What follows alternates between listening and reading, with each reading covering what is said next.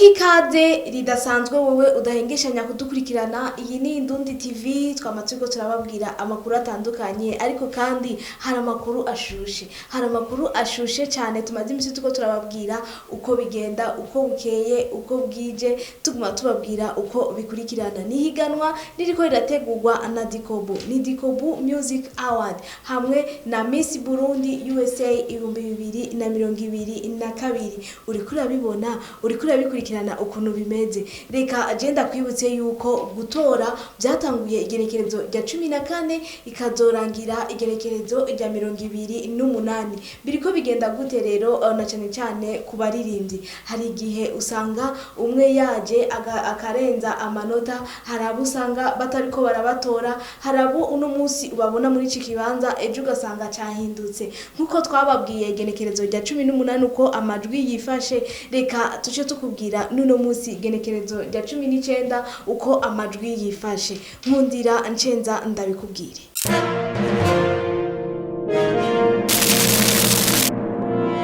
Narimejeje kuyibabwira rero, reka nce ndabagira ku muriri uko bimeze. Igenekerezo rya 18 eme niwe yararongoye ku manota 207. Mugabo uno munsi igenekerezo rya 19 niwe nyene akirongora, niwe nyene agifata ikibanza ca mbere. Mugabo amajwi yongerekanye ari ku majwi 242.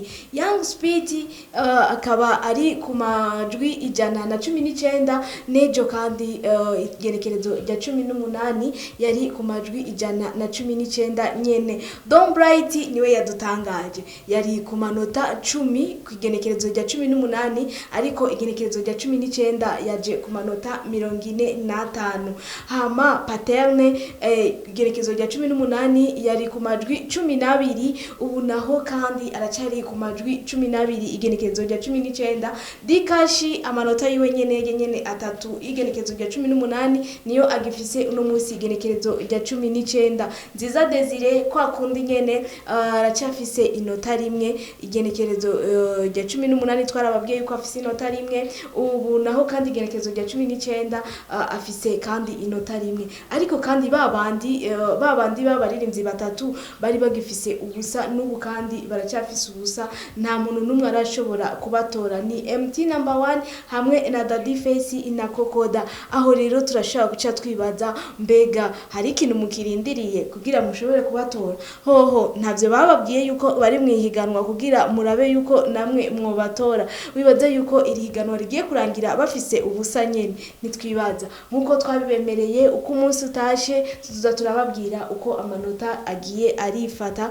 Twizere yuko nabo nyene bazoba bamaze gushika ku yindi ntambwe. Hasigaye imisi 9 yonyene, hasigaye imisi 9. Aho rero nizere yuko ukaba ari umuririmbyi ukunda, ukaba ushaka yuko yotera imbere, bikore gutyo. Ukwizera nako kutagira ibikorwa ngo kuraba gufuye ubusa. Rero ukabukunda uwo muririmbyi, bikore gutyo, hama umuhe ayo mahigwe. Bizobera muri Memphis igenekerezo rya 28. Ngo aho niyo tuzoca tumenyera neza umuririmbyi yatahukanye agashimwe. Ariko kandi ngo ukukuntu muri ko murabatora ni ku bice 20.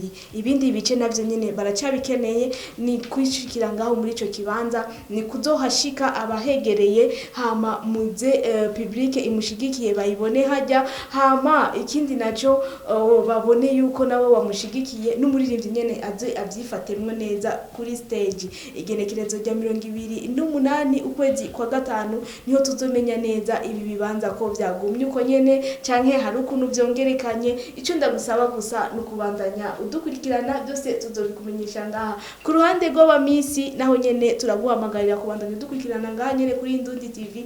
Uraza kumenya byinshi uko bimeze navyo nyene, nkuko uzi yuko bizobera hajya nyene, bizobera umunsi umwe. Byose tuzobandanya turiko turabikubwira. Singende ntakwibukije ukaba wafashe ukuntu ushobora kumva nyene kutoshobora kubatora.